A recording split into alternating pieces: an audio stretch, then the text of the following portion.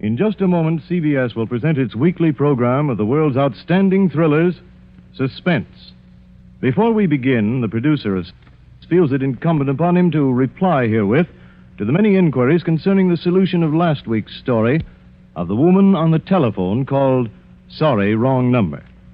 Due to a momentary confusion in the studio, an important line cue was delivered at the wrong time, and some of our listeners were uncertain as to the outcome of the story. For them, be it known that the woman, so remarkably played by Miss Agnes Moorehead, was murdered by a man whom her husband had hired to do the job.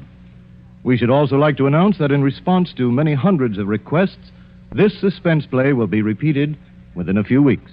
And now, this is the Man in Black, here again to introduce our performance tonight of Suspense.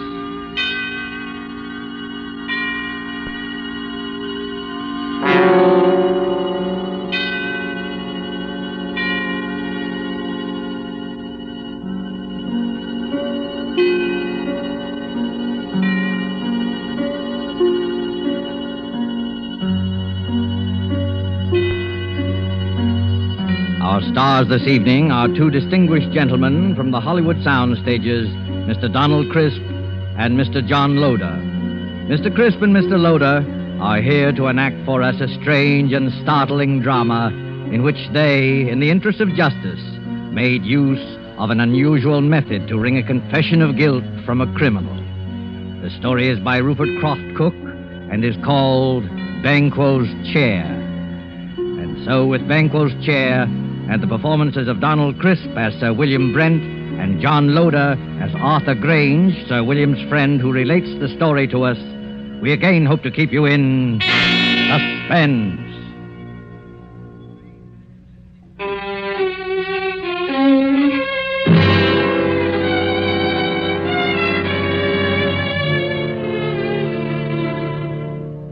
I would like you to look at this photograph. It's the picture of Sir William Brent, ex-head of the English Criminal Investigation. I knew Sir William well, and he always terrified me. Not in the sense that he was brutal or evil, he was none of that. But look at that cold face, particularly his eyes. When he looked at you, you flushed with guilt. Every misdeed you ever committed in your life floated over your face. A glance from him made you feel as if you were stark naked. He saw you with all your defenses down. Sir William was the scourge of criminals, coldly unemotional, utterly without fear or passion. He tracked them down mercilessly and never lost a case. There was no feeling in him, no pity, no hate, nothing but terrifying, cold intelligence. And he was deadly to everyone he went after.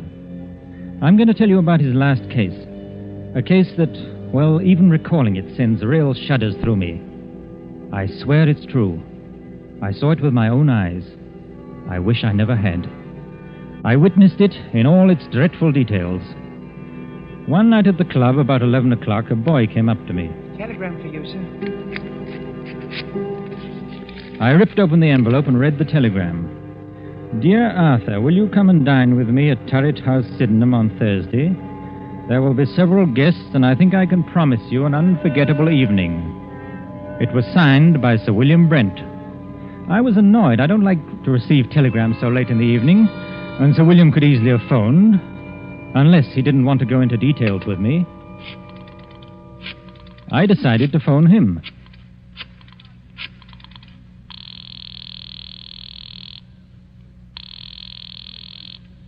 Hello? Hello? This is Arthur Grange calling. Yes, I know. Did you receive my telegram? Yes, Sir William. What's all the mystery about? Well, I'll tell you about it on Thursday. Are you coming? Yes, I'll be there. Very good. I particularly want you to be there. You sound so mysterious, I'm thinking of coming armed or bringing several bodyguards. No, it won't be necessary to bring any bodyguards. But you'd better come armed.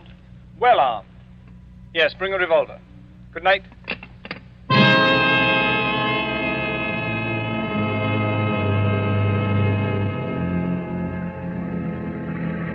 Early Thursday evening, I made my way to Turret House. A windy November rain slashed at the streets. Turret House is a huge red brick, unpleasantly somber mansion, an ugly product of Queen Victoria's time. There it squatted, back of the road, almost hidden to view by several dripping pine trees. The neighborhood had known better days. I walked up along the unkept path until I reached the great oaken door. I let the knocker fall once or twice, and the door opened. Good evening, Mr. Grange. I was waiting for you. Hello, Lane. Nasty night, sir, isn't it? It's not much warmer in here. There's a fire in the dining room, sir. Whatever made Sir William move into this drafty dungeon? Oh, we haven't moved in, sir. It's only temporary. Sir William just rented. We still live in the West End. Oh, I see. Have any of the other guests arrived? Yes, Mr. Grange. Miss Stone is here. Miss Stone? Yes, the mystery writer. This way, Mr. Grange. I'll show you to the dining room. Sir William will be down shortly. Oh, hello. I'm Roberta Stone. How'd you do? I'm Arthur Grange, an old friend of Sir William. Yes, I know. I've read some of your mystery stories and enjoyed them very much. Thank you, Mr. Grange. Just what is going on here tonight? I don't know. Sir William sounded awfully mysterious. But then, I've known Sir William for a long time. He never lets anyone down. If anything, he understates. I know. He told me to come armed. He told me the same thing. Here's my gun. I must admit, I've never fired it in my life. Well, this house is certainly a proper background for anything unpleasant. It's already been the scene of a crime. Oh? What crime? Murder. A particularly unpleasant one. Really? I must say the murderer couldn't have picked a more ideal spot. Isn't it a fact? You know, I once wrote a story of... Good evening, Roberta. Yes. Arthur. I'm glad you're both on time. Hello, Sir William. Hello. A nice apartment you have here. A sort of mausoleum and dining room combined. You're a bit afraid, aren't you? Of course not. Why should I be? Your eyes give you away. What's all this about? You invite us to this godforsaken dungeon and tell us to come armed? Don't be upset, Arthur. I'm sure you'll come out of this all right.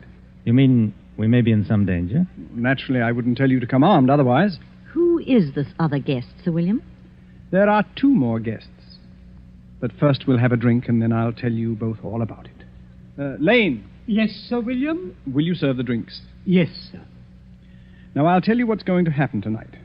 This house, Turret House, was the scene of the Sydenham murder. A very famous case. Yes, I know about it. That's right. No offense, old man, but wasn't it the only case you never solved? You're wrong, Arthur.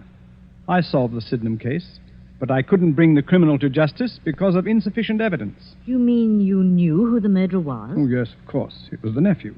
The police knew it, too. Then why in the world didn't you bring the case to a conclusion? Because the nephew had an absolute and unimpeachable alibi.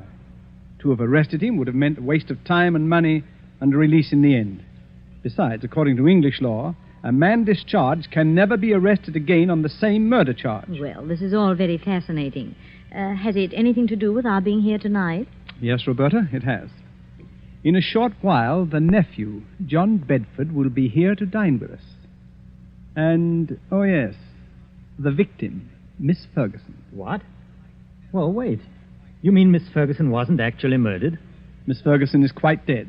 Has been dead these 2 years. You mean you're going to have the body of Miss Ferguson here at dinner? Oh, this is a little too much. If you'll excuse me, I'll dine elsewhere tonight. Not so fast, Roberta. Perhaps you'd better wait until you hear the rest of the story.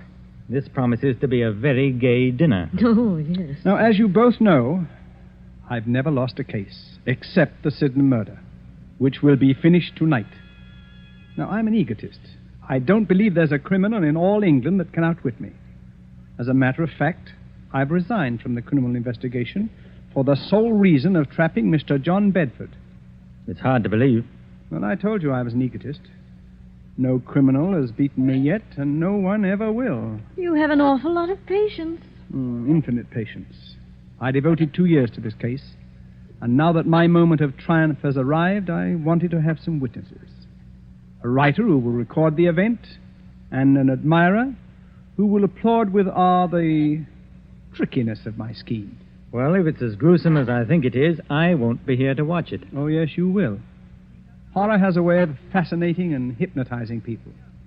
Besides, Arthur, you'd be ashamed to run out now. No, I'll stay, of course. So will I. Good. Now, before I tell you my scheme, let me first acquaint you with the details of the murder. Exactly 2 years ago tonight, Old Miss Ferguson.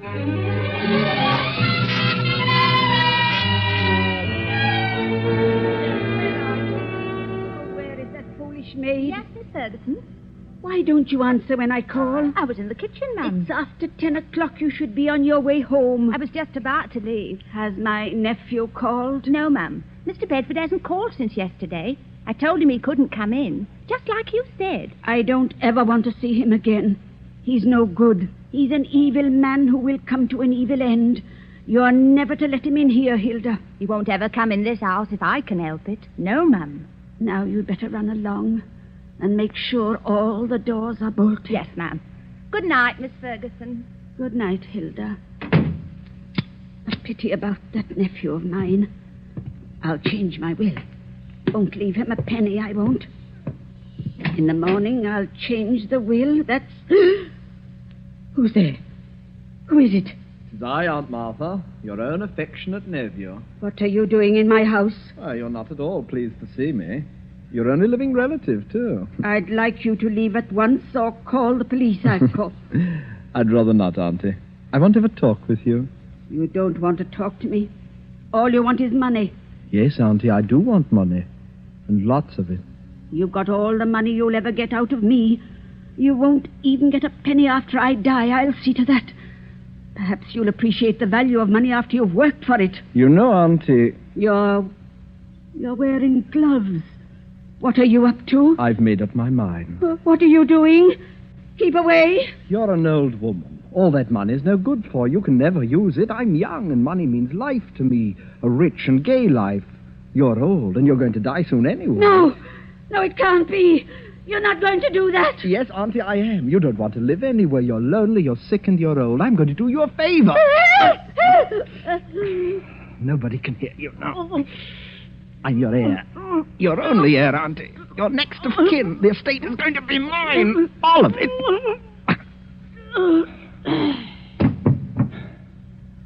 Now, don't you worry, Auntie. We'll have a fine funeral for you.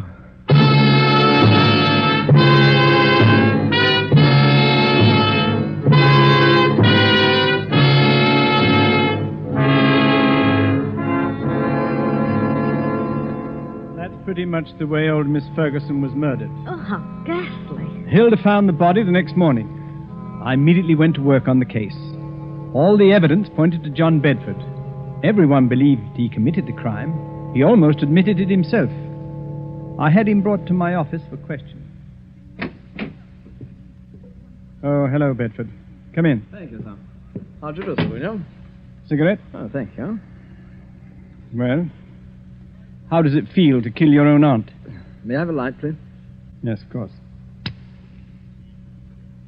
Thank you. I wouldn't know, Sir William. You see, I never killed anyone. Have you? I have, Mr. Bedford. And I've sent quite a few to the gallows. Yes, so I understand. What was your relationship to Miss Ferguson? She was my aunt. Don't be flippant. Flippancy only proves your guilt. Well, to tell you the truth, sir, my aunt didn't like me. She thought I was a spendthrift and a useless parasite, and she was quite right. Would you mind telling me where you were the night your aunt was murdered? Oh, not at all. In jail. I had drunk a little too much and gotten into a bit of a tiff with someone, that's all. Have you ever been arrested for drunkenness before? Never, Sir William. This was my first offense. It's quite an alibi. Quite a fact. It would hardly be possible for me to be in jail and kill my aunt at the same time, you know. Unless, of course, my aunt came into my cell and allowed me to murder her, after which she walked back to Turret House as a ghost, dragging her body behind her. According to my reports, Mr. Bedford, you drink very little. No one who knows you has ever seen you drunk before. You probably got drunk in joyful anticipation of murdering your aunt. As a thoroughgoing criminal investigator, don't you think you ought to check my story? I already have. You've done a very skillful job. Too bad you couldn't use your talents for something constructive. Well, why don't you arrest me, Sir William? No, Mr. Bedford, I have time. Plenty of time. Well, you'd better work fast. By the time you get around to me, I'll have spent all of my aunt's beautiful money. It's not the money we're after. It's you. Your beautiful life. Good day, Mr. Bedford.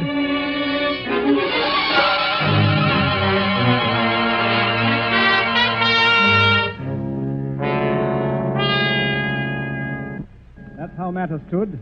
I refuse to let any of my men arrest him. But how in the world could he have murdered his aunt while he was in jail? Perhaps he bribed the prison guard to let him out for an hour. Yes, Roberto, I believe he did. Unfortunately, the guard died of pneumonia soon afterwards, which left us no further source of evidence. As far as I can see at the moment, Sir William, you haven't a leg to stand on. You're quite right, Arthur, I haven't. Except that every man, particularly a criminal, has an Achilles heel. I discovered John Bedford's weakness. What is it? He's superstitious, and it annoyed me tremendously that John Bedford was my first failure. Here was a clever, calloused criminal who laughed at me. No one had ever done that before. Bedford knew I could do him no harm, and he made the most of it. Carefully and patiently, I thought it over. I looked upon Bedford as you would look on a Chinese puzzle. There is no such thing as an impregnable defense. A few months later, I went to visit Bedford.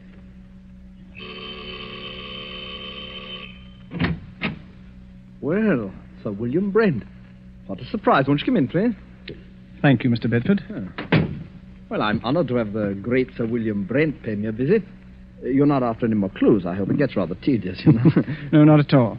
I know when I'm licked. Well, I don't want to appear smug, sir, but everyone has his Waterloo. Will you have a drink? No, thanks. I suppose you're curious about why I came here. Well, I'd hardly imagine it was a friendly visit. On the contrary, it is. You see, I admire brilliant people, no matter what they're calling. Oh, you're very flattering, Sir William. I've resigned from the criminal investigation. I'm a private citizen now. Yes, I've heard about that. Most people misunderstand me. It wasn't my love for justice that made me pursue my profession with such tenacity and... Success? With the sole exception of your case, of course.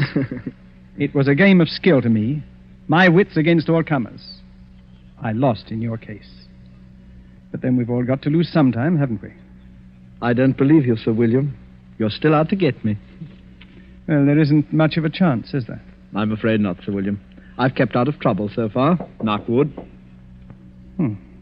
That's an odd habit for a man like you, knocking on wood. You're not superstitious, are you? Huh? Of course not. Just a habit since I was a child. I see. Well, now to the reason for my visit. I noticed in the papers that you're looking for a tenant for Turret House. Oh, yes, I am. I'd like to rent it. Well, the scene of the crime, huh? Well, of course, why not? There's no harm in it. As a matter of fact, I'll let you have it very cheaply.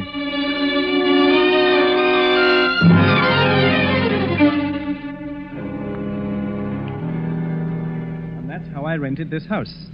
The house where the murder was committed. Well, what's your plan? It had better be a good one. Mr. Bedford sounds like a hard customer. Yes, it's a strange plan, but an effective one. I saw Bedford frequently. Our acquaintance blossomed into a kind of friendship, an armed friendship, of course. He knew I was out to get him, and I wanted him to know that. He's vain, very vain. And this game intrigued him. I also learned that he was very superstitious, although he denied it vigorously. Tonight is the anniversary of the murder, and tonight Mr. Bedford dines with us at 8 o'clock. It's nearly 8 now. Now, this is the plan. You know May Wakefield. Of course, she's the famous Shakespearean actress. That's right. During dinner, she will enter the room in the precise likeness of Miss Ferguson, the murdered woman. We, of course, will pretend not to see her. We remain outwardly unconscious of her. Only Bedford will be aware of her presence. I believe Bedford will confess. I'd imagine he'd keep away on this night, especially if it's the anniversary. He's giddy with success. And also, the fact that Roberta Stone, the famous writer, is here with us, tweaks his vanity. He'll be here promptly. Oh, I don't like this. Well, this is just like one of your stories. It doesn't become you to be frightened. Oh, I won't run away. Well, there's one more thing. During dinner, the electric lights will be switched off at the main, and candles will be lit. Oh. We must have the correct atmosphere. You understand now? You're not to see May Wakefield. She doesn't exist for us. Is that clear? I'll look right through her. Oh, it gives me the creeps. That, I am sure, is our Mr. Bedford. The appearance of John Bedford suddenly made the whole scene grimly real. He was a tall, well-built man in his late 30s, immaculately dressed and perfectly groomed. At first sight, his face seemed pleasant enough, But on closer scrutiny, his grey eyes were hard and cold. He looked us over, all of us, with arrogance and superiority. I heartily wished I was elsewhere. This was one scene I had no desire to witness. After the introductions were over, we sat down to dinner. Is it still nasty outside, Mr. Bedford? Yes, and getting worse. Looks like we're in for a few days of this. Too bad. I was going to do some riding tomorrow. The soup is excellent. Yes, your cook should be congratulated, son. The soup's a masterpiece. Poor Alice. She's been my cook for 20 years. But she's given me notice, absolutely refuses to stay here, says this house is haunted. So? Roberta, this might make an interesting story for you. Yes, Sir William. You should speak to her. Alice swears that she has seen the figure of an elderly lady with finger marks on her throat walking about this house. Oh, come now, Sir William. This is too good. Such an obvious attempt to frighten me. Sir William is convinced that I murdered my aunt. Please, Sir William, a little more subtlety. Surely I deserve it. Perhaps the cook did see the figure. As you very well know, Mr. Bedford, I don't believe in ghosts, and I'm sure my cook never saw this elderly figure. It's all in her mind. Well, I'm afraid your little attempt didn't work, sir, but I must admire your graceful admittance of its failure. Yes, I suppose I'd better give up, shouldn't I? Oh, no, never give up. If at first you don't succeed, you know. Do you live very far from here, Mr. Bedford? Thank you, Miss Stone, but there's no need to change the topic. I hope you find this game as amusing as I do. I'm sorry, Mr. Bedford, but this isn't my idea of pleasant dinner conversation. Oh, we'll talk of pleasant things then. I saw a very exciting play last night. Excuse me a moment. It's really fearfully hot in here. Do you mind if we get a little air, please? Oh, I'm sorry. It is rather warm. Lane, open one of the windows, please. Yes, sir. Awful weather, isn't it? Yes. I don't know how we're going to get home, really. It's a bad month of the year. I'd intended to go to the Riviera for... What's the matter? Honest. Lane, what on earth is wrong with the lights? I don't know, sir. Well, don't stand there. Light the candles. We can't sit here in the darkness. And get the chauffeur. He knows something about electric lights. I'll call the chauffeur right away, sir. I'm terribly sorry about this. We've had trouble with the wiring before. The chauffeur will have it fixed in a few moments. Now, let's get on with our dinner. If this is one of your tricks, Sir William, Oh, have some more wine, Mr. Bedford. It was a tense and terrible moment. I looked at Roberta. She was pale and frightened. Bedford, for all his poise, was uneasy. He didn't know whether Sir William was planning anything or whether this was really an accident.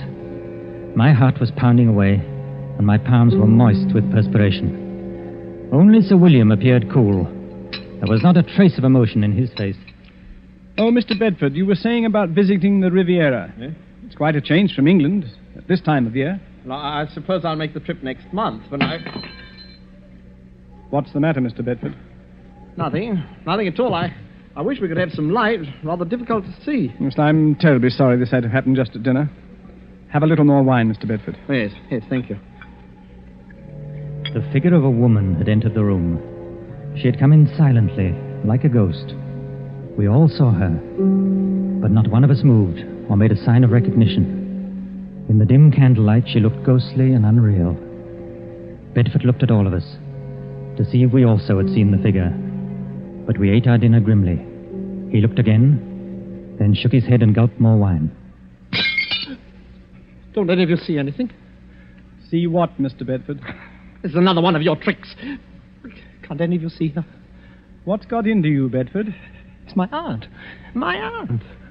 Perhaps you've had too much to drink. Huh? Your aunt's dead, Mr. Bedford. You're not seeing ghosts, I hope. Perhaps I drank too much. Yes, of course. She's coming toward me. Now, calm yourself. I've never seen you like this. What? There's no one else here. Do you see anyone, Roberta?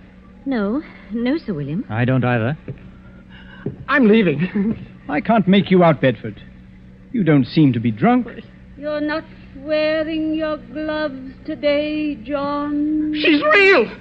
Can't any of you see her? Can't you hear her? What's come over you, Bedford? I'm leaving here. She's at the door. She won't let me out now. I'm an old woman. Money is no good for me. I'm lonely, John. I'm lonely. Let me fly on mouth out of my way. There's no one in your way, Bedford. Come, sit down. Get away from that door. I'll murder you again. You hear me on mother? I'll murder you again, you old witch. I'll murder you again. All right, switch on the lights. Now, Officer Graham, come along. What? Arrest him. You've heard the confession. Put the handcuffs on him. I've got him, sir. Heavens. Oh, I have never seen anything so horrible. Well, Bedford, it seems that I've finally caught up with you. I'll kill her again. I'll kill her again. That wasn't your aunt. It was May Wakefield, the actress. I'll kill her again. I'll kill her again. Take him away, Graham. He's in a state of shock. Well, shall we continue with our dinner? I hope you're fully satisfied, Sir William. Quite. It's been a long job, but it has ended as I knew it would. I'm most grateful to you both for your help. I thought it was a pretty grim affair. Oh, your methods repel me. But I suppose you know your job. May Wakefield certainly knew hers. That was the finest piece of acting I've ever seen. Her makeup was incredibly good. We must congratulate her. She's probably gone to her room. Lane. Yes, sir. Please call Miss Wakefield. Miss Wakefield, sir? Yes, the lady who's been assisting us this evening. Well, I'll look for her, sir. Yes, tell her to come down and join us. We have a fine dinner waiting for her. Excuse me, sir. But this telegram came a little while ago. I didn't want to disturb you during dinner. Oh, yes, let me have it.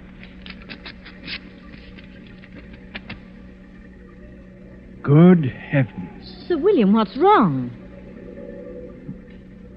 I'll read it to you.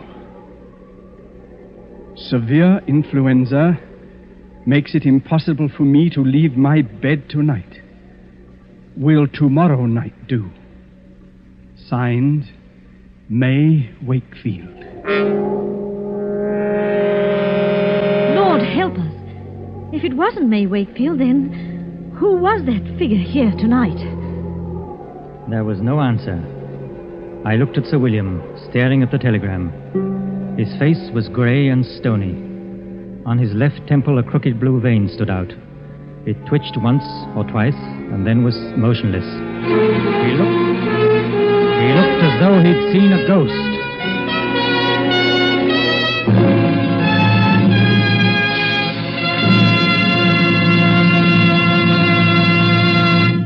And so closes Banquo's Chair, starring Donald Crisp and John Loder. Tonight's tale of suspense. Now you may want to make a note of a change of time in these programs. Beginning next Tuesday, Suspense will be heard a half hour later, or 10 to 10:30 Eastern War Time.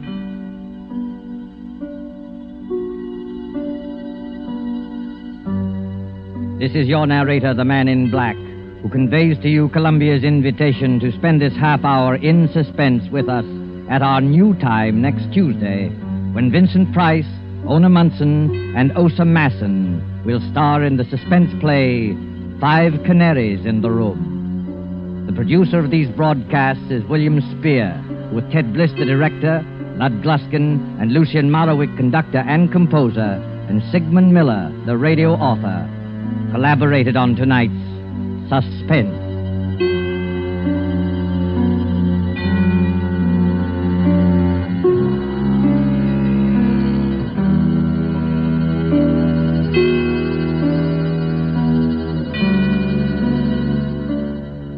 This is CBS, the Columbia Broadcasting System.